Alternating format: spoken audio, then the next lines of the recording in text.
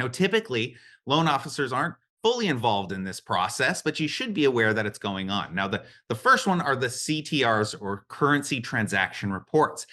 This is by operation of law. If anybody comes in and they either deposit or withdraw over $10,000 or $10,000 in cash, we have to file a report with the government, and we're going to identify who's bringing in the cash. Also, keep in mind that we're aggregating things over time. So if I come in the morning and I deposit $5,000, and I come in the afternoon and I deposit another $6,000, we're going to file a CTR because we're adding it together.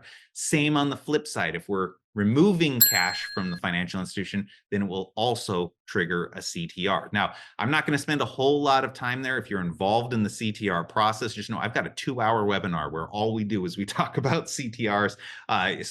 If you're not involved in that process, just know that it's very complicated.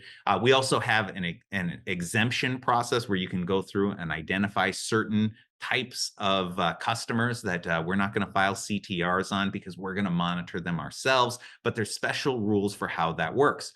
Also, keep in mind that we are going to be gathering information about anybody who comes in and purchases a monetary instrument. So whether we're talking about, maybe it's a cashier's check, or maybe it's a traveler's check, or whatever it is. But if somebody's coming in with cash and buying monetary instruments like a cashier's check, we're going to gather information about the person and the instrument that they're buying. Okay, if they're bringing in cash and it's between $3,000 and $10,000, we're gathering this information. Now, we're not filing a report, not like a CTR, but we are gathering that information. So if this cashier's check is involved in some kind of layering or illicit financial activity, they can come back and find out where did it start? Who was the first person to get this cashier's check, and start their investigation from there. So if you look on page 28, there are certain bits of information we're going to be gathering.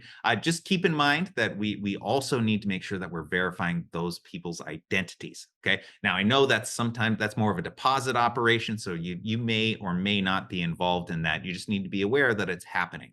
Also, suspicious activity monitoring. This is the cornerstone, the reason why our BSA programs exist. And you need to understand that your BSA officer, if there is illicit financial activity or suspicious activity going on, there is a requirement under certain circumstances that they are going to file what's called a suspicious activity report.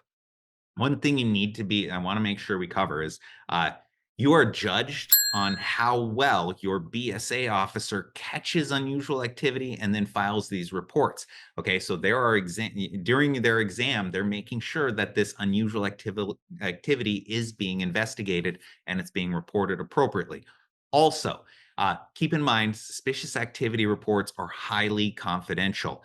If you ever catch wind of a suspicious activity report being filed against a customer, if for any reason, you're not to disclose that to any third parties. In fact, if anybody's asking about suspicious activity reports, or even CTRs, which they're not confidential in the same way that suspicious activity reports are, you should let your BSA officer know if somebody's poking around or asking questions about that.